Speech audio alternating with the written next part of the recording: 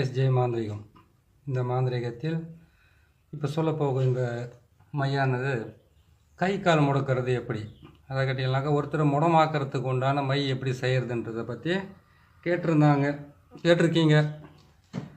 அந்த மாதிரி முடமாக்கிறது நீங்கள் மாந்திரிகத்தில் சொல்லியிருக்கிறீங்க. கை கால் முடக்கிறது எப்படின்னு, அதனுடைய மை ஏதாச்சும் இருக்குங்களான்னு கேட்டிருந்தீங்க. நானும் போகணுன்னு தான் இருந்தேன், போடுறேன் பாருங்கள். ஒருத்தர் முடமாக்கிறதுன்றது மாந்திரிகத்தில் மந்திரம் மூலியமாக தகுடு எழுதி அந்த தகுடு மூலியமாக ஒரு மனுஷனுக்கு எந்த இடத்துல தலையில், அதை சிரோபாரத்தில் வச்சு கை காலம் முடக்கிறது ஒன்று இருக்குது. அதே மாதிரி கேட்டிங்கன்னாக்கா பன்னி முள், அதுக்கப்புறம் கேட்டிங்கனாக்கா மூஞ்சூறு முள், அதுக்கப்புறம் கேட்டிங்கனாக்கா முள்ளம்பன்றி முள், அதுக்கப்புறம் முள்ளம்பன்றி மாலை குடல் அதெல்லாம் எடுத்து அதனுடைய நெய்யெல்லாம் எடுத்து அதை வச்சு நம்ம ஒருத்தர் கை கால் வராமல் முடமாக்குறதுக்கு ஒன்றான வழி அதை செய்யலாம். அதை கேட்டிங்கனாக்கா எப்போவுமே ஒருத்தருக்கு லெஃப்ட் சைடில் நம்ம முள் குத்தணுமானாக்கா ரைட் சைடு தான். அதை கேட்டிங்களா வலது பக்கம் குத்தணுமானாக்கா அது இடது பக்கமாக கை கால் இழுக்கும். இடது பக்கமாக குத்தணுமானாக்கா வலது பக்கமாக கை கால் இழுக்கும். ஆனால் அதே மாதிரி தலையில் சிரோபாரத்தில் கை வச்சா தான் அந்த மாதிரி நடக்கும். ஆனால் உடல் உபாதையில் போட்டோம்னாக்கா அதுலேயும் நல்லா வேலை செய்யறதுக்கு ஆரம்பிக்கும். எப்படி வேலை செய்யுதுன்னு கேட்டிங்கன்னாக்கா இதுக்கு உண்டான அஷ்டகர்ம மையம் இருந்தாக்கா இன்னும் கொஞ்சம் சீக்கிரமாக செய்து முடிக்கலாம். அந்த முடமாக்குற மையம்னா கை கால் வராமல் செய்கிறது. முடமாக்குற மையன்றதை செய்து முடித்து அந்த மையை எப்படி செய்கிறது, எந்த வகையில் செய்தோம்னாக்கா இது ஒரு பக்கமாக மட்டும் வேலை செய்யாது, ரெண்டு பக்கமாக வேலை செய்யும். இந்த மை மட்டும் எப்பவுமே அந்த மையாகப்பட்டது எப்படி குத்தணும்னு கேட்டிங்கனாக்கா தொண்டைக்குழியில் இருக்குது பார்த்தீங்களா, அந்த தொண்டைக்குழியில் தான் குத்தணும். அது கிடையாது மையை உருவாக்குறது எப்படின்றத மட்டும் நான் சொல்லிடுறேன். அதுக்கப்புறம் இந்த மையை பிரயோகம் பண்ணி எப்படி நீங்கள் ஆளுங்களை ரெண்டு கை ரெண்டு காலம் வராமல் எந்த விதமான அசைவம் இல்லாமல் எந்த விதமான யாராலையும் கண்டுபிடிக்க முடியாத அளவுக்கு இந்த முடமாக்கிறதுக்கு உண்டான மையை நான் உங்களுக்கு தெளிவாக சொல்லி கொடுக்குறேன். சரிங்களா? இந்த மையாகப்பட்டது எது செய்யணும்னு கேட்டிங்கனாக்கா சந்திர கிரகணம் பிடிக்கும்போது தான் செய்யணும். சூரிய கிரகணம் இல்லை, சந்திர கிரகணம். சந்திர கிரகணம் வரும்போது மட்டும்தான் அதுக்கு நல்லா ரொம்ப வேலை செய்யறதுக்கு ஆரம்பிக்கும். சரிங்களா? இதுக்கு தேவையானது நல்லா சந்திர கிரகணம் பிடிக்கும்போது சந்திர கிரகணம் பிடிக்கும்போது அது எடுக்கணுமே தவிர சந்திர கிரகணம் விடும்போது எடுக்கக்கூடாது. அதாவது ஒருத்தர் கடன் வாங்கியிருக்காங்க, கடன் கொடுக்க முடியல, ரொம்ப கஷ்டப்பட்டுட்டு இருக்காங்கன்னாக்கா அந்த முடமாக்கிறதுக்கு ஒன்று, அதாவது கடன் வாங்கி அவங்க கொடுக்க முடியாத சூழ்நிலை இருக்காங்கன்னாக்கா அது சந்திர கிரகணம் விடும்போதோ சூரிய கிரகணம் விடும்போது அந்த பணத்தை அவங்க திருப்பி கொண்டு போயிட்டு ஒரு 1,00,000 ரூபா தரனாக்கா 1000 ரூபாய் கொடுத்தா சீக்கிரமாக தீரும் சந்திர கிரகணம் பிடிச்சு விடும்போது. அதே மாதிரி நோய் நொடிகளுக்கு சந்திர கிரகணம் பிடிச்சு விடும்போது ஹாஸ்பிட்டலுக்கு போய் பார்த்தாங்கன்னாக்கா அதான் பிடிச்சிட்டு விடுறதுக்கு ஒரு 10 நிமிஷம் இருக்குதுனாக்கா அப்போ செய்யலாம். அதே மாதிரி நாள்பட்ட பகை, நாள்பட்ட விரோதம், நாள்பட்ட மிகப்பெரிய கொடூரமான விஷயங்களுக்கெல்லாம் சந்திர கிரகணம் பிடிச்சு விடும்போது நீங்கள் செய்யலாம். அதே சூரிய கிரகணம் பிடிச்சு விடும்போது பார்த்தீங்கன்னாக்கா சூரியன் என்பது உயிர் கிரகம், உயிர்ன்றது தலை, உடல்ன்றது சந்திரனை சேர்றதுனால இந்த சந்திர கிரகணம் எப்போ விடுதோ அந்த டைமில் தீர்த்துக்க வேண்டிய எல்லா பிரச்சனையுமே தீரணும். கடன் தீரணும், எதிரிகளுடைய பிரச்சனைகள் எல்லாம் தீரணும், நம்மளுக்கு இருக்கிற எல்லா நோய் நொடி பிரச்சனை தான் சொல்லுவாங்களா, ரோண ரோக சத்துருனால இது எல்லாமே விலகணும்னு பார்த்தீங்கன்னாக்கா சந்திர கிரகணம் விடும்போது நீங்கள் இது யூஸ் பண்ணிக்கலாம். சூரிய கிரகணம் விடும்போது கூட யூஸ் பண்ணிக்கலாம். ஆனால் இந்த மை செய்யறதுக்கு மட்டும் உங்களுக்கு சந்திர கிரகணம் பிடிக்கும்போது ஸ்டார்ட் பண்ணணும். ஸ்டார்ட் பண்ணும்போது என்ன பண்ண கேட்டிங்கன்னாக்கா எட்டி மர வேர் தெற்கு பக்கமாக இருக்கிற வேர் எடுத்துக்கணும். அதனுடைய வேர் எவ்வளோ பெருசு கிடைக்குதோ அவ்வளோ உங்களுக்கு சாதகம் தான் அந்த மை செய்யறதுக்கு. முடமாக்குற மை செய்கிறது ரொம்ப இதுவாக இருக்கும். அந்த எட்டி மரத்தினுடைய வேர் எடுத்துக்கின்னு அதே மாதிரி இருந்தாக்கா ஆடு தின்னாம்பாறை வேர் அன்றைக்கே எடுக்கணும். அதுவும் சிறிய நங்கையினுடைய வேர் எடுக்கணும், நாகமல்லியினுடைய வேர் எடுக்கணும். அவங்கள்ட்ட நாகமல்லி வேர் எடுத்துக்கிறீங்க. அதுக்கப்புறம் கேட்டிங்கன்னா இது எல்லாமே தெற்கு பக்கமாக தான் எடுக்கணும் எப்போவுமே. ஏன்னு கேட்டிங்க தெற்கு பக்கம் எடுக்கிறீங்கனாக்கா வடக்கு பக்கமாக தான் காலை நீட்டிட்டு தெற்கு பக்கமாக தான் ஒரு பிணத்தை எல்லாமே அடக்கம் பண்ணுவாங்க. நீங்கள் தெற்கு பக்கமாக பார்த்து தான் எடுத்தால் தான் ஒருத்தரை உடலில் இருந்து அவங்களுடைய எந்த விதமான அசைவம் இல்லாமல் எல்லாமே முடமாக்கி ஒரு மூலையில் உட்கார முடியும். அந்த இந்த முடமாக்குற மை செய்கிறது புரியுதுங்களா? மாந்திரிகத்தில் முடமாக்குற மை செய்யணும்னு கேட்டிங்களா, இதெல்லாம் எடுத்துட்டிங்களா? இதெல்லாம் எடுக்கிறதுக்கு கேட்டிங்கன்னா சொன்ன மாதிரி எட்டி மரத்தினுடைய தெற்கு பக்கம் வேறு, ஆடு தின்னாம்பாறை வேறு, சிறிய நங்கை வேறு, அதுக்கப்புறம் முடக்கொற்றான் வேறு, இந்த வேறு எல்லாமே கரெக்டாக பார்த்து எடுத்துக்கோங்க. அதே மாதிரி கேட்டிங்கன்னா நாகமல்லி வேறு அதுக்கு கண்டிப்பாக தேவைப்படும். இது எல்லா வேறு எடுத்துக்கிட்டீங்களா? இந்த எல்லா வேரையுமே எடுத்து என்ன பண்ணால் இது குழி தைலமாக இறக்கணும். முதல்ல இது குழி தைலமாக இறக்கிட்டு இது எப்படி குழி தைலமாக இருக்குதுன்னு கேட்டிங்கன்னாக்கா இது மொத்தத்தையும் இடித்து போட்டு இதோடு சேர்ந்து என்ன பண்ணணும் கேட்டிங்கன்னாக்கா பட்டை சாராயமோ கல்லோ ஏதாச்சும் ஒன்று போட்டு ஊற வைக்கணும். அதில் இடித்து எல்லாமே அதில் போட்டுட்டு அதுக்கப்புறம் வந்து என்ன பண்ணாக்கா இதில் போட்டு நல்லா ஊற வைக்கணும். 1 நாள் 2 நாள் 3 நாளில் 8 நாள் இதை ஊற வச்சதுக்கப்புறம் 8 நாள் பொறுத்து இருந்து நீங்கள் என்ன செய்றீங்க, எப்படி வந்து நம்ம அந்த மை செய்கிறதுக்கு உண்டான குழி தேயிலை இருக்கிறாங்களோ அதே மெத்தடில் தான் பூமிக்குள்ளே போட்டு அதுக்கப்புறம் ஒரு மரத்தினுடைய விறகோ இல்லை விரட்டியை நல்லா காய வச்சு நல்லா தவிடு மரத்தூள் இதெல்லாமே போட்டு கொட்டி எல்லாமே காய வச்சு என்ன பண்ண கேட்டிங்களா அதை சுற்றி போட்டுட்டு கீழேயும் போட்டுட்டு மேலே இருந்து என்ன பண்ணால் ஒன்று இப்போ வந்து புதிய மாடலெல்லாம் செய்கிறாங்க.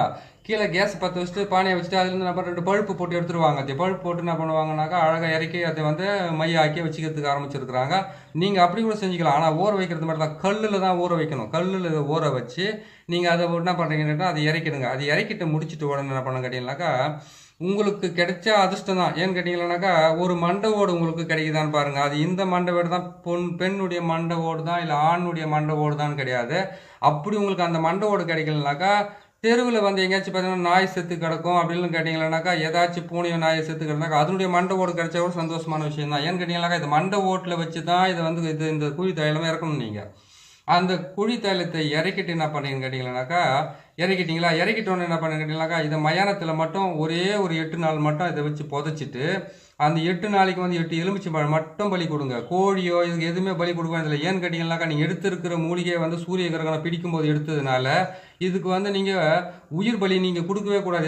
எலுமிச்சை பழத்தை மட்டும் தான் கொடுக்கணும். ஏன்னு கேட்டாக்கா நீங்கள் உயிர் பலி கொடுத்தீங்கன்னாக்கா அந்த மாந்திரீகமாகப்பட்டது அவங்களுக்கு வந்து எந்த விதமான செயலும் இல்லாமல் அமைதியாகிடும். நீங்கள் உயிர் பலி கொடுக்காம தான் அது பலி வாங்கிறதுக்கு ஆரம்பிக்கும். சரிங்களா, இதை வாங்கிட்டீங்க. இது வந்து குழி தைலத்தை வந்து எடுத்து நீங்கள் எல்லாமே வாங்கி எடுத்து பெருமா வச்சுட்டிங்களா. இதை வச்சுக்கணும் என்ன பண்ணணும் கேட்டிங்கன்னாக்கா இதுக்கு வந்து முருங்கை மரத்தினுடைய வேர் எடுக்கணும். அது எந்த வேறனா இருக்கட்டும், முருங்கை மரத்தினுடைய வேர் எடுத்து இதுலேருந்து ஒரு பாவை செய்கிறீங்க. ஆண் பாவை ஒன்று பெண் பாவை ஒன்று செய்துக்குங்க.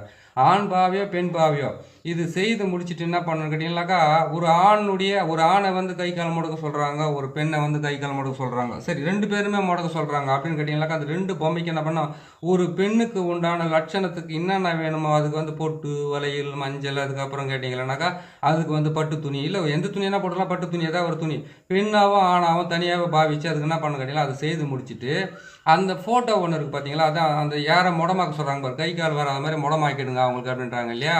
அப்படி என்ன பண்ணாக்கா ஃபோட்டோவை என்ன பண்ண திருப்பி வைக்கணும். இது திருப்பி வச்சதுக்கு அப்புறம் அதை செய்ய வேண்டியதாக இருக்கும். இந்த மாந்திரிகத்தில் இந்த முடமாக்குற மை செய்யும் போது வந்து அது முடமாக்குறதுக்கு உண்டான பிரயோகத்தை நான் சொல்கிறது உங்களுக்கு வந்து அவ்வளோ நல்லா இருக்காது. அது வந்து இன்னொரு வீடியோ நல்லா தெளிவாக போகிறேன். இப்போது வரைக்கும் சிம்பிளாக சொல்லி விட்டுறேன். சரிங்களா, இது என்ன பண்ணுங்க கேட்டிங்கனாக்கா அவங்களுக்கு தேவையான இடத்துல வந்து எந்த இடத்துலனா ஃபோட்டோவை மட்டும் என்ன பண்ணுங்கள் மார்புக்கு நேராக வந்து திருப்பி வைக்கணும். அதாவது ஃபோட்டோ நம்ம முகத்தை பார்க்குற மாதிரி வைக்கிறோம் இல்லையா, அதை திருப்பி வைங்க. உங்களுக்கு நான் தெளிவான அது நான் வீடியோ வந்து எடுக்கும்போது தெளிவாக சொல்லி கொடுக்குறேன். திருப்பி வச்சுட்டு என்ன பண்ண கேட்டிங்கனாக்கா 4 குண்டு ஊசி ஒருத்தருக்கும் அது ஆணாக இருந்தாக்கா 4 குண்டு ஊசி எடுத்துங்க, பெண்ணாக இருந்தால் 4 குண்டு ஊசி எடுத்துக்கங்க.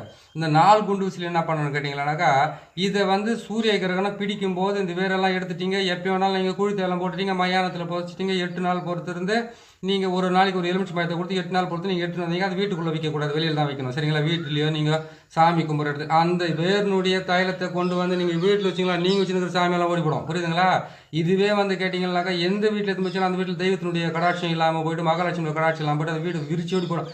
அப்படியே ஒரு நாளைக்கு ₹1,00,000 சம்பாஷணம் ஆள் இருந்தாலும் சரி அது எதுவுமே வீட்டில் வச்சு பாருங்கள், தரித்திரம் பிடிச்சிட்டு குடும்பமே வந்து இதுவாகிப்படும். அந்தளவுக்கு கஷ்டமாக இருக்கும் அந்த மையெல்லாம் வந்து இந்த தைலத்தை இறக்கிட்டு வந்து வச்சிங்களாக்கா. அதனால என்ன பண்ண கேட்டிங்கனாக்கா ஒரு பெண்ணுடைய உருவம் ஆணுடைய உருவத்தை போட்டிங்க, முருங்கை மரத்தினுடைய வேறால எடுத்து நீங்கள் அந்த ஒரு பாவையை செய்துட்டீங்க. பாவையை செய்து முடிச்சு ஒன்று என்ன பண்ண கேட்டிங்கனாக்கா இந்த 4 குண்டு ஊசி என்ன பண்ணுறேன்னு கேட்டிங்கன்னாக்கா அவங்களுக்கு வந்து எப்போவுமே வந்து வலது பக்கம் ஒன்று இடது பக்கம் ஒன்று, யாருக்கு ஆணுக்கும் பெண்ணுக்கும், அதாவது கணவன் மனைவி இருந்தால் வலது பக்கம் ஒன்று இடது பக்கம் ஒன்று, அதாவது வலது பக்கமாக வலது நெஞ்சாண்டு ஒன்று வலது தொடையாண்டு ஒன்று, பெண்ணாக இருந்தாக்கா இடது நெஞ்சாண்டு ஒன்று இடது தொடையாண்டு ஒன்று. இது மட்டும் நீங்கள் குத்தினாவே போதுமானது.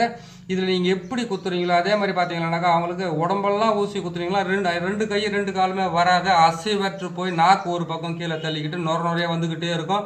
ஹாஸ்பிட்டல் பண்ணாக்க கண்ணு பார்த்தீங்கன்னா மேல் பக்கமே பார்க்கும், கீழ் பக்கம் பார்க்கவே பார்க்காது. புரியுதுங்களா, அப்படி இல்லைன்னு கேட்டால் கீழே பார்க்கறதுக்கு ஆரம்பிச்சாங்களா மேலே தலை தூக்கி பார்க்க மாட்டாங்க. அந்தளவுக்கு வந்து வேலை செய்யும் இந்த முடமாக்குற மை மட்டும் எப்பவுமே.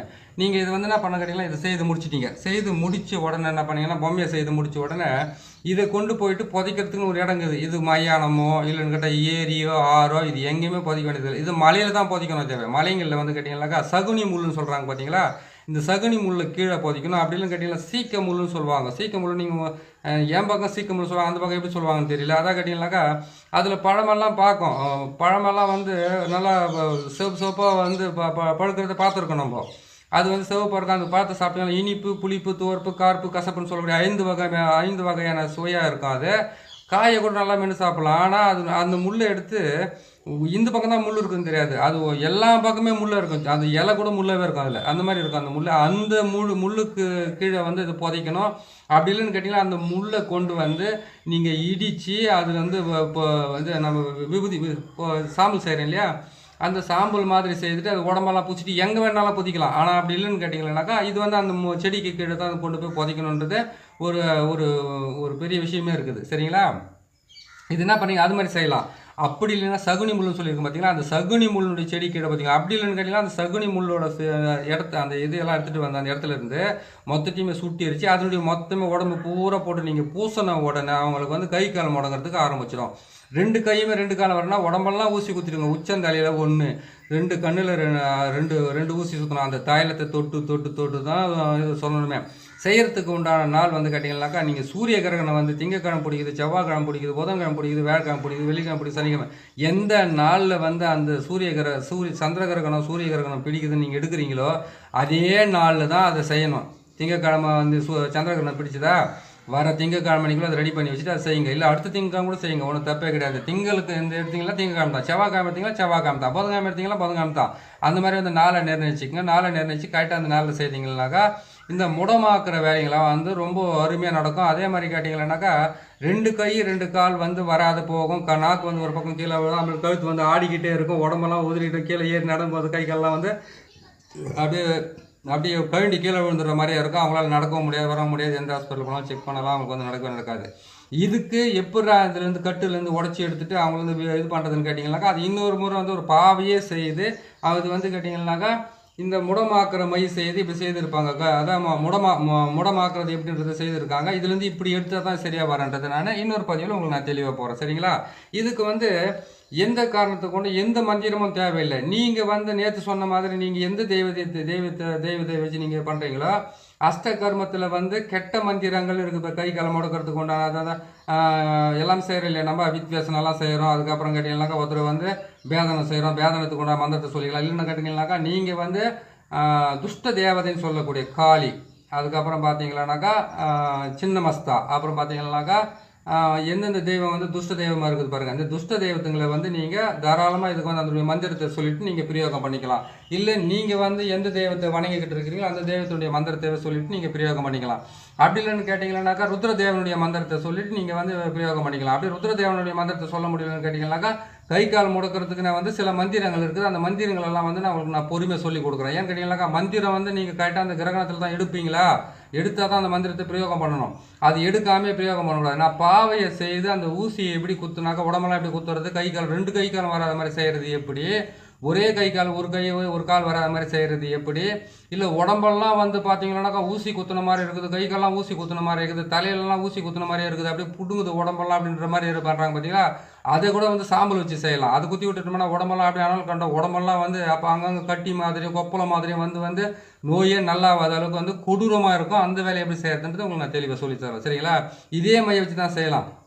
இந்த முடமாக்குற மையை வச்சு தான் எல்லாமே செய்ய முடியுமே தவிர மற்றபடி வந்து கேட்டிங்கன்னாக்கா நம்ம தகுடு எழுதி நம்ம சகுனி முள்ளை வச்சு அதுக்கப்புறம் பன்னி முள்ளை வச்சு எட்டி முள்ளை வச்சு செஞ்சு ஒருத்தர் கை கால் முடக்கிறது பாவை விஷயத்தில் செய்கிறது. இது வந்து இந்த மையிலேயே வந்து செய்து 2 கை 2 காலம் வராத மாதிரி பண்ணுறதுக்கு உண்டான வழியை வந்து நிறையா இருக்குது. அது அந்த பாவையோடு சேர்த்து செய்து கொடுத்தா தான், செய்து பார்த்தா தான் அதனுடைய ரகசியம் உங்களுக்கு என்னன்னு தெரியுது தரமா. சரிங்களா? முடமாக்குற மை செய்கிறது எப்படின்றத வந்து உங்களுக்கு நான் சொல்லியிருக்கிறேன். அந்த கிரகணம் பிடிச்ச இடத்துல நேரத்தில் தான் அதை எடுக்கணும். அது எடுத்தீங்கன்னாக்கா ஸ்டார்ட் பண்ணும்போது எடுங்க, அது முடியறதுக்குள்ளே எடுத்து முடிச்சுட்டு வந்தோம். இதை ஃபஸ்ட்லேயே பார்த்து வச்சுக்கணும். ஒரு இது எடுத்து பார்த்துட்டு இன்றைக்கி வந்து நம்ம இதை எடுத்து வச்சுக்கணுன்றது முடிவில் இருந்தால் தான் அதெல்லாம் எடுத்து வச்சுக்கிட்டீங்கன்னாக்கா உங்களுக்கு வந்து லைஃப் லாங் வரைக்கும் உங்களுக்கு யூஸ் ஆகுது. சரியாக இருக்கும். சரிங்களா? இதை பாருங்கள், உங்களுக்கு கேட்டதை நான் போட்டு கொடுத்துருக்கேன் பாருங்கள். நீங்கள் கேட்டதை விட இன்னும் நல்லாவே போட்டு கொடுத்துருக்கேன். நான் போகிற பதிவு வந்து உங்களுக்கு பிடிச்சிருக்குன்னு நினைக்கிறேன். பிடிச்சிருந்தாக்கா இதை சப்ஸ்கிரைப் பண்ணுங்கள், லைக் பண்ணுங்கள், ஷேர் பண்ணுங்கள். இன்னொரு நல்ல பதிவில் உங்களை நான் சந்திக்கிறேன். நன்றி, வணக்கம்.